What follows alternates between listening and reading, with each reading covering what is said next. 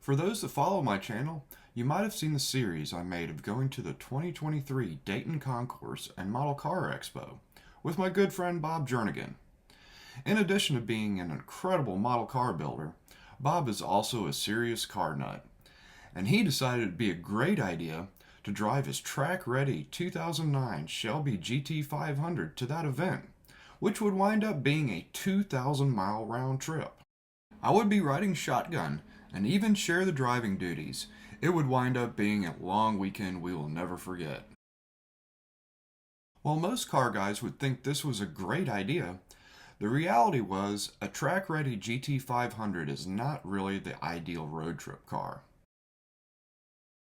With its race-ready suspension, it not only beat us up over every pothole and expansion joint, even our models suffered, despite being packed well.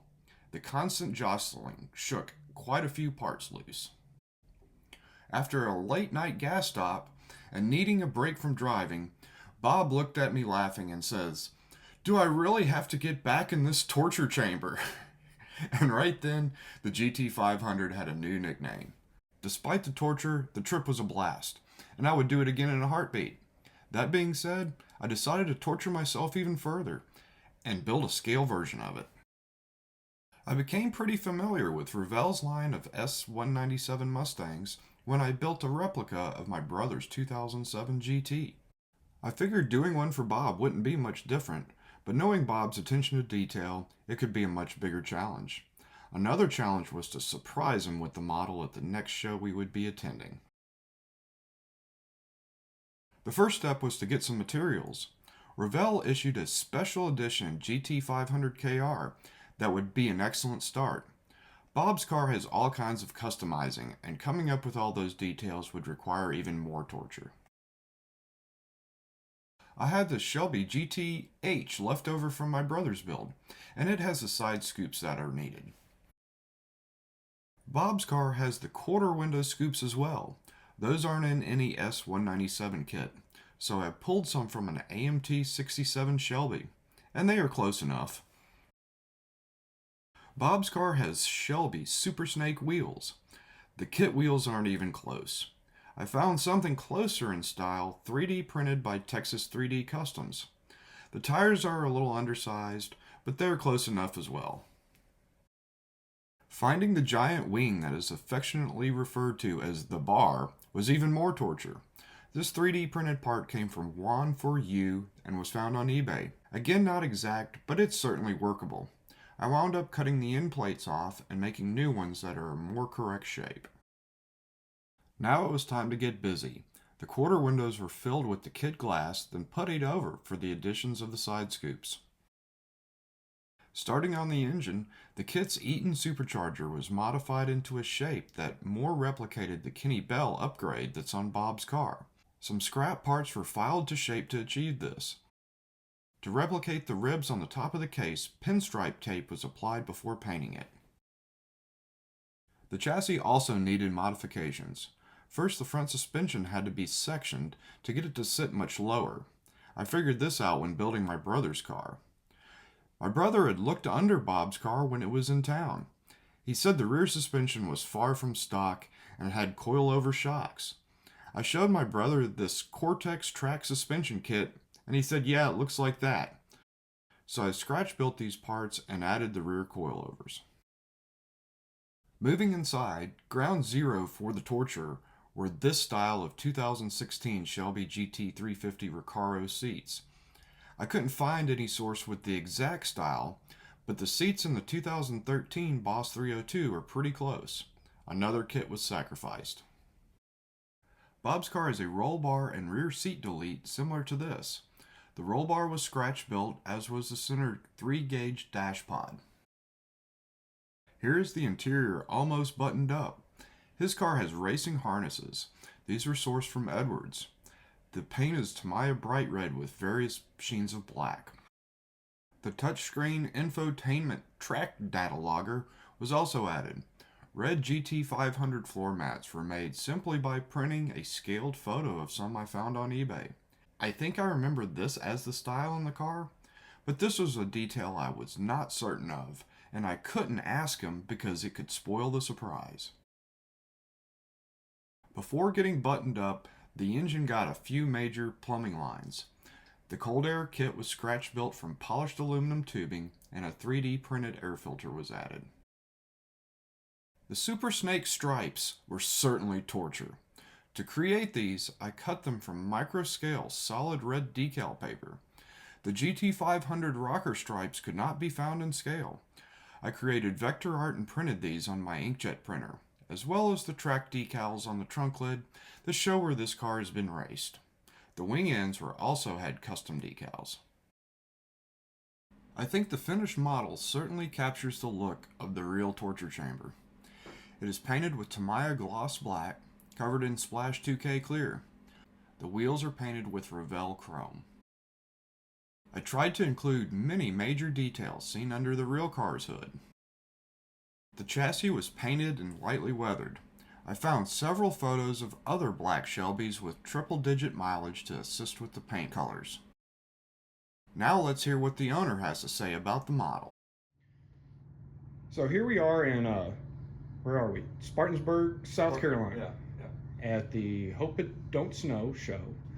And we have Bob Jernigan here. And How you guys doing? Bob and I have been friends for how long? Maybe 30 years? 20 for 35, sure. Yeah, I don't know. we're a long time. We're model car people. And I've built this model. And I feel like Bob is the best person to see it for the first time and give his critique of it. Unveiling, critique, whatever. And, you know, we push ourselves to build better models. Yep. And we have for all this time. Yep. And so I'm really interested to get Bob's take on what this model is. So, drum roll, or I don't know. Do we need a drum roll? All right. Okay, are we ready? Here it goes. Dun, dun, dun. Oh my God. I love it. Enough said. Oh my God. Are you kidding me? It's a torture chamber. Wow. Wow.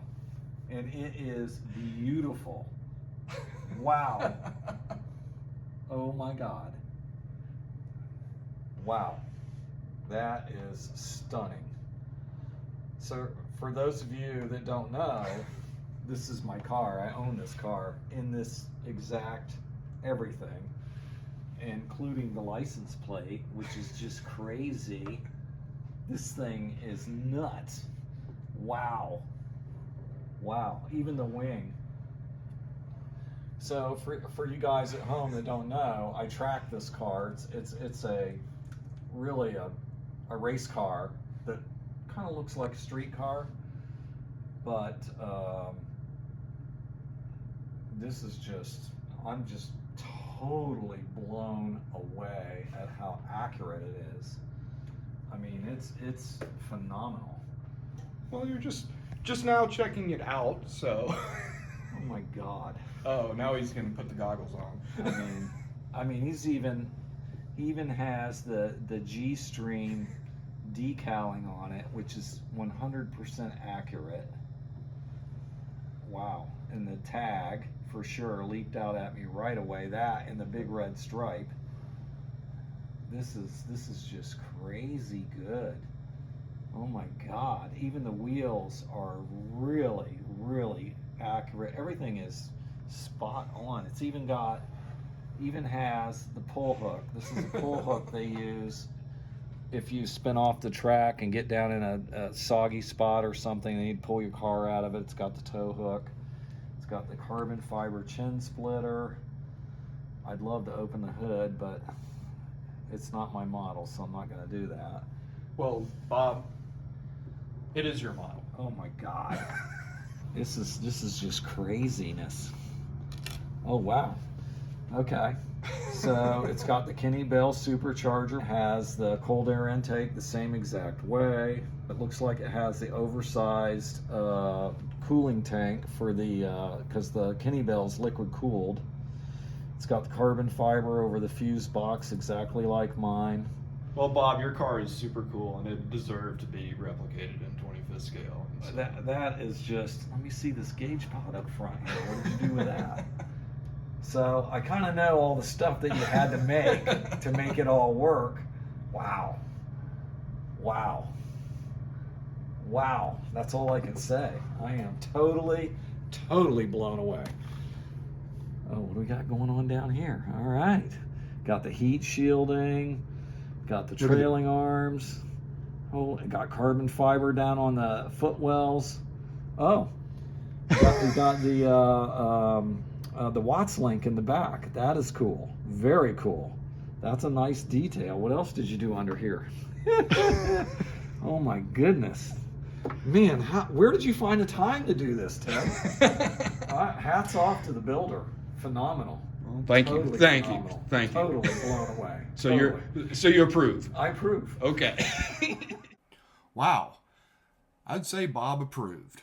And after this model gets taken to a few shows, it will reside on Bob's shelf. This hobby can be much more than just painting and gluing parts together, with the friendships we make and the priceless experiences we share along the way being much more important. While it might have been a bit of a torture to keep this one under wraps, it was well worth it to share the story of not just how it got built, but why it got built. Now that I've got a clear bench, I'm thinking about the next project. I have a really far out one in mind, so be sure to like, comment, subscribe, you know what to do, because I have all kinds of model car stories to tell. Thanks for watching.